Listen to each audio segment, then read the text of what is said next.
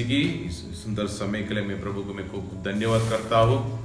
प्रभु यीशु मसीह की ओर से, हमारे पिता परमेश्वर की ओर से हम सब लोग को अनुग्रह और शांति मिलती रही। फिर एक बार हम प्रभु की उपस्थिति में आकर आराधना करके उससे आशीर्वाद पाने के लिए एक अवसर दे दिया। प्रभु महान है। इस समय हमारे साथ बात करें। 2 दिन के पहले हम पुनरुत्थान का दिवस को हम मनाते आ रहे थे। पुनरुत्थान का अनुभव किसको मिलेगा, आज हम सीखने वाले हैं। कौन पुनरुत्थान पाएगा, आज हम वचन के द्वारा हम सीखेंगे। लूका रचित सुसमाचार अध्याय 10 वाक्य 38 से हम पढ़ेंगे। जब वे जा रहे थे तो वह एक गांव में गया और मार्ता नामक एक स्त्री ने उसे अपने घर में उतारा। मरियम नामक उसकी एक बहन थी। वह प्रभु के चरणों में बैठकर उसका वचन सुनती थी, परंतु मार्ता सेवा करते करते घबरा गई और उसके पास आकर कहने लगी, हे प्रभु, क्या तुझे कुछ भी चिंता नहीं कि मेरी बहन ने मुझे सेवा करने के लिए अकेले ही छोड़ दिया है? इसलिए उससे कहा कि मेरी सहायता करे। प्रभु ने उसे उत्तर दिया, मार्ता है मार्ता, तो बहुत बातों के लिए चिंता करती और घबराती है, परंतु एक बात आवश्यक है और उस उत्तम भाग को मरियम ने चुन लिया है, जो उससे छीना ना जाए। हालेलुया। इस वचन को हम सीखेंगे तो प्रभु मसीहा हमेशा अपने चेलों के साथ लाजर, मरियम और मार्ता के घर पे जाकर वहाँ ठहरता था। जब जब वो सेवकाई के लिए जाता था तभी आकर वहाँ उसके घर पे वो ठहरता था। सो इसलिए उन लोग जो मार्ता, मरियम और लाजरू मसीह के साथ एक अच्छे संगति में रहते थे। इधर परिवार में एक सदस्य मरियम प्रभु के चरणों में बैठकर उसका वचन सुनती थी। इसमें हम देख सकते हैं, पहले वो चरणों में जाकर बैठ रहे, वो उसके साथ संगति में रहने का काम। दूसरा, उसका वचन सुनते थे। इसी रीति से प्रभु के साथ फेलोशिप में इस परिवार रहते थे। लेकिन पहले मार्ता ऐसा नहीं करते थे। फिर मसीहा मार्ता को सिखाए, हे मार्ता, आप बहुत बातों के लिए चिंता करते हैं और घबराते हैं, परंतु एक बात आवश्यक है और उस उत्तम भाग को मरियम ने चुन लिया है। तो उत्तम भाग को मरियम ने चुन लिया। अभी मार्ता आप भी चुन लेना चाहिए, ऐसा सिखाता है। इस उत्तम भाग के बारे में प्रभु क्या कहता है, वो उससे छीना न जाए, हमेशा के लिए हमारे साथ रहेगी। वो क्या है? परमेश्वर की उपस्थिति, परमेश्वर के साथ संगति हमारे जीवन में, यहाँ दुनिया में हम रहने तक हमारे साथ रहेगा, फिर बाद में अनंत काल का जीवन में भी हमारे साथ रहेगा। हालेलुया। इसलिए इधर प्रभु कहता है, जो उत्तम भाग को मरियम चुन लिया है वो उससे छीना न जाएगा। इस बात को सुनकर स्वीकार करके मार्ता भी जो मसीह ने सिखाया उसको क्या किया? पालन करने के लिए शुरू की थी। इसलिए जिस रीति का आशीर्वाद को इस परिवार वो पाए थे, हम देखने वाले हैं। पहले परिवार में मसीह को जगह दे दिया। दूसरी, वो उसके साथ संगति में रहा। किस रीति का संगति? उसके चरणों में बैठकर उसका वचन सुनते थे। मतलब मसीह के ऊपर विश्वास रखते थे। यही है दुनिया में आने वाला मसीहा। मसीह का अर्थ क्या है? हमें छुड़ाने वाला, हमें छुड़ाने वाला, हमारा रक्षक, हमारे उद्धार करता है, हमारा उद्धार करता है। ऐसा विश्वास करके उसके साथ संगति में रहे। अभी हम जाएंगे यूहन्ना रचित सुसमाचार अध्याय 11। इसमें एक दुर्घटना उसके जीवन में आ गई।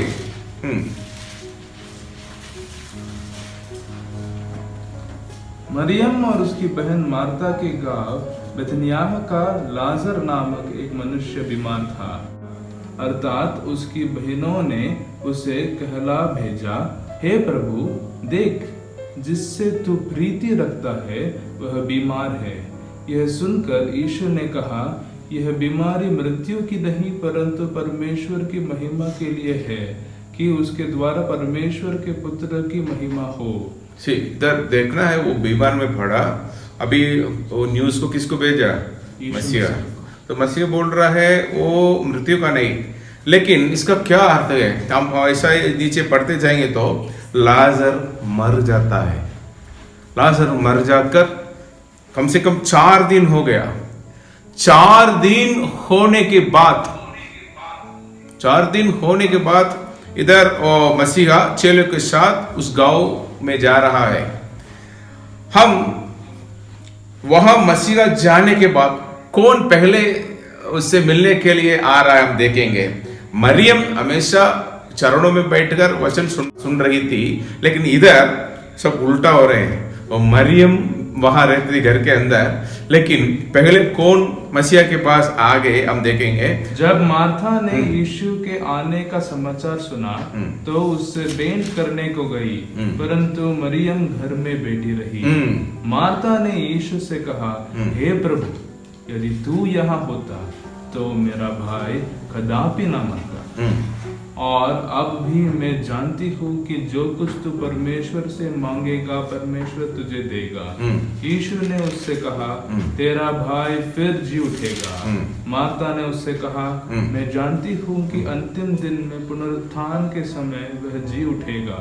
यीशु ने उससे कहा, पुनरुत्थान और जीवन मैं ही हूँ। पुनरुत्थान और जीवन मैं ही हूँ। जो कोई मुझ पर विश्वास करता जो कोई मुझ पर विश्वास करता है। अगर विश्वास करने वाला का जीवन कैसे रहेगा हम देखकर आया। वो मरियम और मार्था और लाजरस प्रभु के साथ जो संगति रखते हैं, इसकी मसीह के चरणों में बैठते हैं और उसके वचन को सुनते हैं। और तीसरी चीज भी है, उनका जीवन में परिवर्तन हो गया, वो नई सृष्टि बन गई। वो लोग उसके पुराने चाल चलों को छोड़कर मसीह जो सिखाते थे उसके अनुसार, उसकी वचनों के अनुसार जीने के लिए शुरू किया। ऐसा लोग के ऊपर प्रभु प्रेम रखता है। ऐसा लोग के कुछ संकट में पड़ा, कुछ परेशानी जीवन में आया, अगर मृत्यु भी आ गई तो भी प्रभु वहां तुरंत आकर मदद करने के लिए, सहायता करने के लिए आएगा। हालेलुया। इधर देखेंगे तो वो कहती थी ठीक है पुनरुत्थान का दिवस होगा, लेकिन मसीहा कहता है पुनरुत्थान और जीवन मैं ही हूँ। पुनरुत्थान और जीवन मैं ही हूँ। जो कोई मुझ पर विश्वास करता है वह यदि मर भी जाए तो भी जिएगा। तो जो कोई मुझ पर विश्वास करता है, यदि मर भी जाए तो भी जिएगा। मर भी जाए तो भी जिएगा, तो वो अनंत काल का जीवन पाएगा। ऐसा पहले का बात कहता है।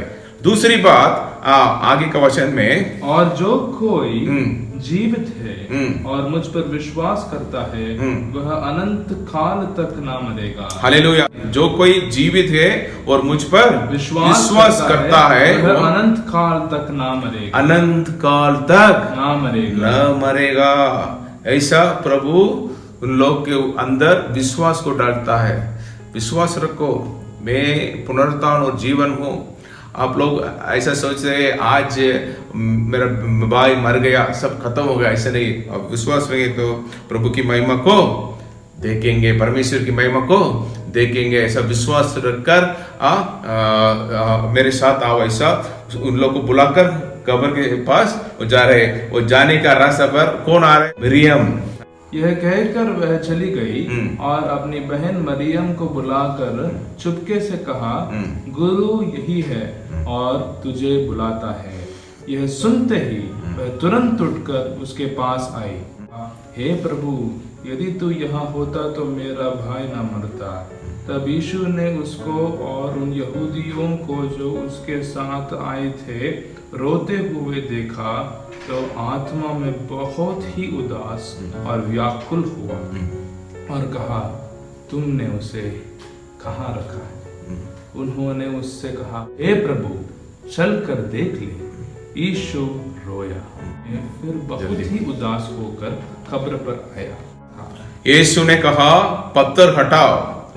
उस मरे हुए की बहन मार्ता मार्ता उससे कहने लगी, हे प्रभु, उसमें से अब तो दुर्गंध आती है, क्योंकि उसे मरे 4 दिन हो चुके हैं। यीशु ने उससे कहा, क्या मैंने तुझसे नहीं कहा था कि यदि तू विश्वास करेगी तो परमेश्वर की महिमा को देखेगी? तब उन्होंने उस पत्थर को हटाया। यीशु ने आंखें उठाकर कहा, हे पिता, मैं तेरा धन्यवाद करता हूँ कि तूने मेरी सुन ली है। मैं जानता था कि तू सदा मेरी सुनता है, परंतु जो भीड़ आसपास खड़ी है उनके कारण मैंने यह कहा, जिससे कि वे विश्वास करें कि तूने मुझे भेजा है। यह कहकर उसने बड़े शब्द से पुकारा, हे लाजर, निकल आ। जो मर गया था वह कफन से हाथ पांव बंधे हुए निकल आया। हालेलुया। सो अब एक चीज को समझना चाहिए, किसके साथ प्रभु रहेगा, किससे प्रेम रखेगा, किसको सहायता करेगा, किसका ये पुनरुत्थान का अनुभव देगा। जितने लोग मसीह के साथ संगति में रहते हैं, जितने लोग परमेश्वर के साथ वो उपस्थिति में रहकर वो प्रार्थना करते हैं, वचन को सुनते हैं, रोज वचन को मनन करते हैं और वचन के अनुसार जीते हैं, जितने लोग उसके घर में पारिवारिक प्रार्थना करते हैं, घर में मसीह को रोज उसकी उपस्थिति रहने के लिए और प्रार्थना में और संगति में रहते हैं, उसी घर में प्रभु हमेशा रहेगा। हालेलुया। मसीह ने कहा, दुनिया का अंत तक मैं साथ में आपके साथ रहूंगा, कभी नहीं छोड़ूंगा, आपको कभी नहीं दिखाऊंगा।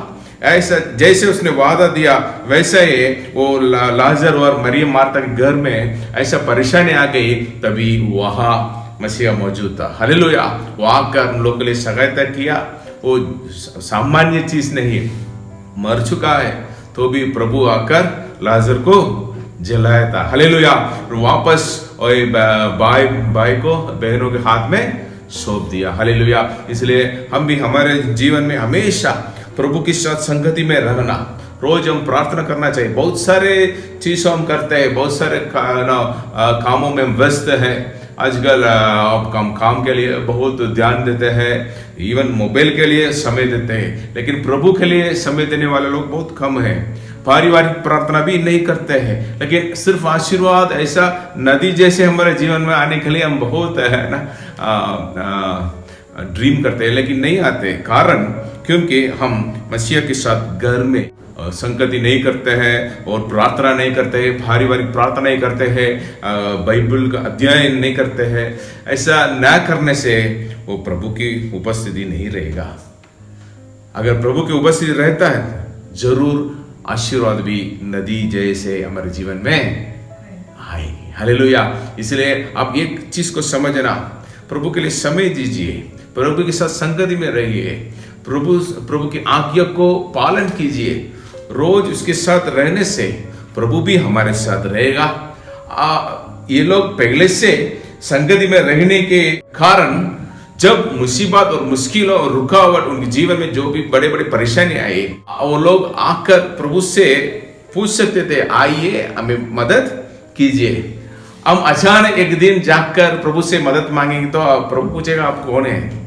लेकिन जो लोग प्रभु के साथ हमेशा संगति में रहते हैं, वो हक से मांगेंगे, प्रभु जी आइए हमें मदद कीजिए, सहायता कीजिए। इसलिए हमेशा प्रभु के साथ संगति में रहिए, आशीर्वाद पाइए। जो कुछ परेशानी है, मुश्किल है, रुकावट है, सबको प्रभु दूर करेगा।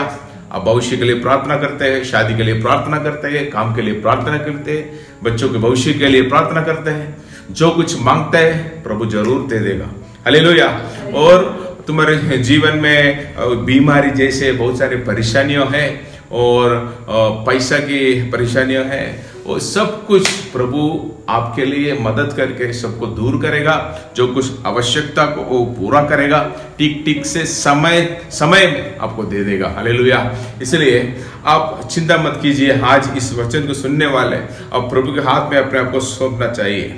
प्रभु जी, मैं जैसे मरियम और मार्ता लाजर का परिवार प्रभु के साथ संगति में रहा, वैसे हम भी रहना चाहते हैं। रोज व्यक्तिगत प्रार्थना करेंगे, रोज पति पत्नी साथ में प्रभु की चरणों में जाकर हम प्रार्थना करेंगे, उससे वचन को सुनेंगे। मतलब रोज हम पवित्र वचन को हम पढ़ेंगे, सीखेंगे, परिवार के साथ हम प्रार्थना करेंगे, रोज करेंगे, एक दिन भी नहीं छोड़ेंगे। हमारे घर में हमेशा के लिए प्रभु रहना है, हमेशा के लिए आपकी उपस्थिति हमारे घर के अंदर रहना चाहिए। ऐसा रहने से प्रभु जी इस शैतान को काम सब कुछ प्रभु जी आप वहां से भगाएंगे, वो सब दूर हो जाए, हम आराम से प्रभु के आशीर्वाद पाकर हम जिएंगे। प्रभु जी हमें मदद कीजिए। ऐसा हम आज सौंप कर प्रार्थना करेंगे। आइए हम प्रार्थना में अपने आप को सौंपेंगे। चलिए हम प्रार्थना करते हैं। आप जहाँ भी रहें, आप घुटने लगा सकते हैं तो घुटने लगाकर प्रार्थना कीजिए, खड़े हो सकता है तो खड़े होकर प्रार्थना कीजिए। प्रभु की चरणों में आज अपने आप को समर्पित करने के लिए आए हैं।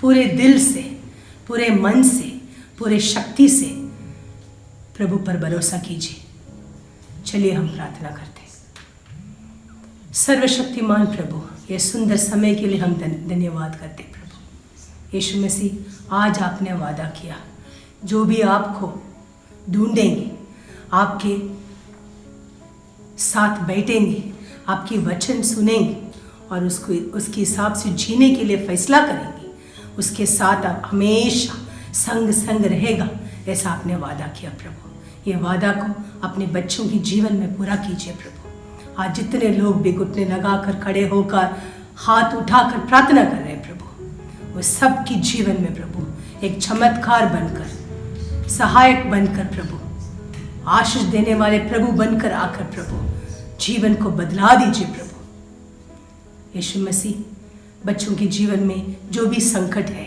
जो भी तकलीफ है, जो भी बीमारी है, जो भी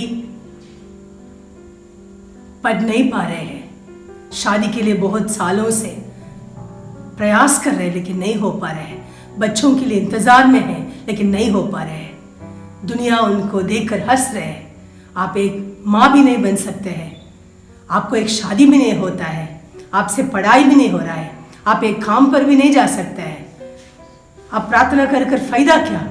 ऐसा दुनिया के लोग बच्चों को देखकर हंसते हैं। प्रभु यीशु मसीह, आज अपने बच्चों के ऊपर दया कीजिए। प्रभु आपकी करुणा कृपा बनाकर रहना। प्रभु यीशु मसीह, अपने बच्चों के जीवन में प्रभु चमत्कार कीजिए। कौन सा चीज़ के लिए वो प्रार्थना कर रहे हैं, कौन सा विषय के लिए बहुत सालों से, महीनों से, हफ्तों से प्रार्थना कर रहे हैं प्रभु, वो प्रार्थना को सुनकर उत्तर दे दीजिए। प्रभु बच्चों को सबके सामने सिर उठाकर साक्षी के रूप में खड़ा कर दीजिए। प्रभु यीशु मसीह, प्रभु आज हमने वचन सुना है, उसने प्रभु के चरणों को चुना है, प्रभु के वाक्य सुनने का फैसला किया है। इसीलिए जब उनके जीवन में एक संकट आया, दुर्घटना आया, तकलीफ आए, अपने भाई मर गया, तो आपसे मदद मांगा और आप जैसे आए और उनके जीवन में एक बड़ा सा चमत्कार होकर अपने भाई लाजरस वापस जीवित आया है। ऐसा हमारे बच्चों के जीवन में भी जहाँ जहाँ तकलीफें हैं, जहाँ जहाँ चीज़ें गिरा पड़ा है, ऊपर उठ नहीं पा रहे हैं, कोशिश कर रहे हैं लेकिन बाहर नहीं आ पा रहे, उठ नहीं पा रहे, ऐसा परिस्थिति में प्रभु आप अपना हाथ देकर बच्चों को उठा दीजिए। प्रभु हर संकट से दूर उठा दीजिए। प्रभु यीशु मसीह, तुम्हारे हाथ में समर्पित करते प्रभु।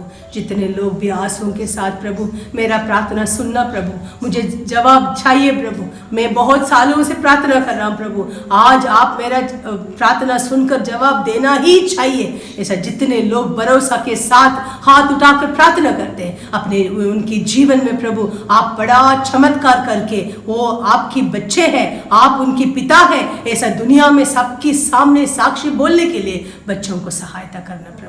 ऐसा करने के लिए धन्यवाद राजा, ऐसा करने के लिए धन्यवाद राजा। व्यक्तिगत प्रार्थना, पारिवारिक प्रार्थना, पति पत्नी का प्रार्थना, वचन को पढ़ना, वचन के हिसाब से चलने के लिए जो लोग फैसला करते हैं प्रभु, उसके साथ हमेशा खड़े रहकर सहायक बनकर सहायता करना प्रभु, आशीष करना प्रभु। ऐसा करने के लिए धन्यवाद करते हैं यीशु मसीह। प्रभु यीशु मसीह का नाम में पूरा भरोसा के साथ हमारा प्रार्थना मांगते हैं। आमीन, आमीन, आमीन।